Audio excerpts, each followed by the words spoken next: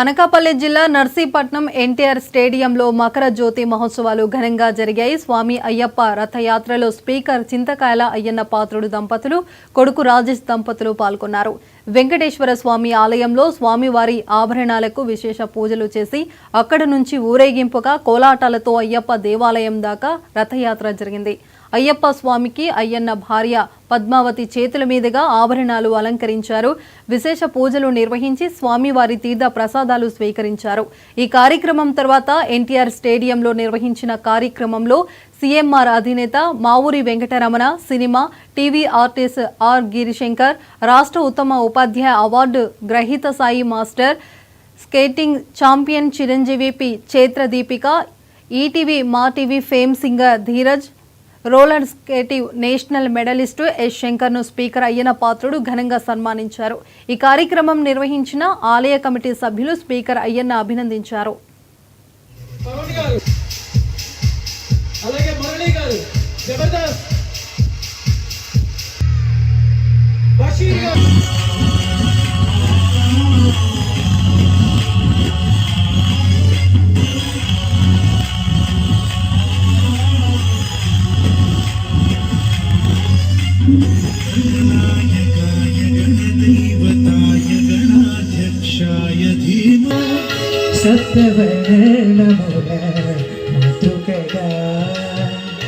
అందరూ చాలా చక్కగా టీవీ ముందు కూర్చొని కూడా భోజనం చేసి ఆ కొంత సమయం కూడా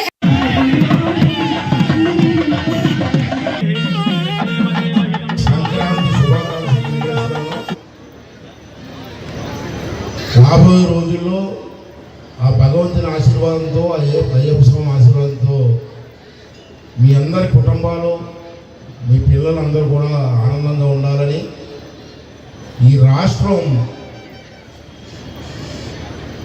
అభివృద్ధి చెందాలని, దానికి ఆశీర్వాదం కావాలని స్వామిని కోరుకుంటూ ఈ కార్యక్రమాన్ని స్టార్ట్ చేద్దాం.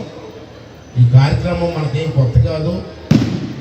ఒకసారి కొత్త జనరేషన్ పిల్లలు పెద్దలు అవుతున్నారు కాబట్టి వాళ్ళకి కూడా ఈ కార్యక్రమం ఆప్యంలో. నేను ఒకసారి శ్మశానానికి వెళ్ళా. ఎవరు చనిపోతే శ్మశానానికి వెళ్ళాను. ఇప్పుడు కాదు, 6-7 సంవత్సరాల క్రితం.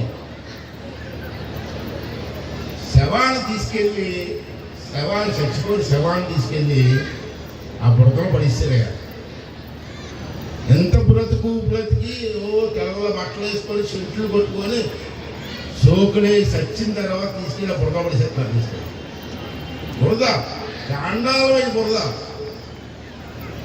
చచ్చిపోయింది కాబట్టి తెలియదు, కానీ బతికుంటే నరకం.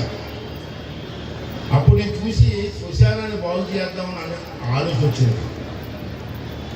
అప్పుడు నా దగ్గర 2 లక్షలు 3 లక్షలు ఉంటే చిన్న బాగు చేశాకే నాకు నచ్చలే.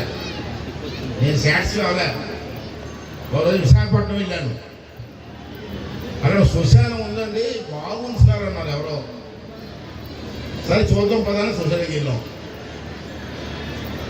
అది శ్మశానంలో లేదు, బ్రహ్మాండమైన పార్కులా ఉంది శ్మశానం. పార్కు